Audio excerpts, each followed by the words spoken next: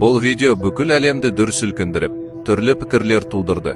Видеодан аяқ-қолы және белі арқанмен байланған әйелді көреміз.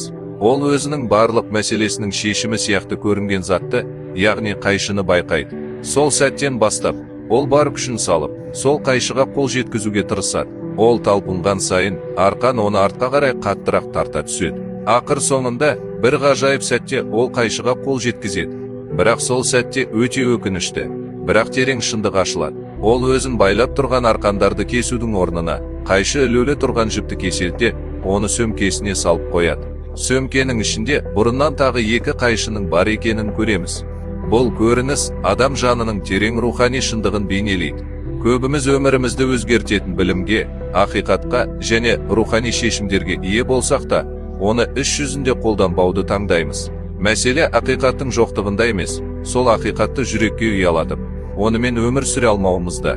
Видеодағы арқандар адамды тұсап тұрған жалған сенімдерді, үрей мен үмітсіздікті, өткеннің ауыр жарақаттары мен рухани кедергілерді білдіреді. Ал қайшы жаратушы тарапынан берілген білім мен ақиқатты бейнелейді. Ол бізге жол көрсетуші, азат етуші күш ретінде берілген. Алайда, көбіміз ақиқатты жай ғана жинаушымыз. Біз оны естиміз, оқимыз, білеміз, тіпті оған таңданамыз. Бірақ оның бойымыздағы ескі байламдарды кесіп тастауына рұқсат бермейміз. Рухани білім сөмкеде сақтайтын жәдігер емес, ол адамды еркіндікке шығаратын құрал.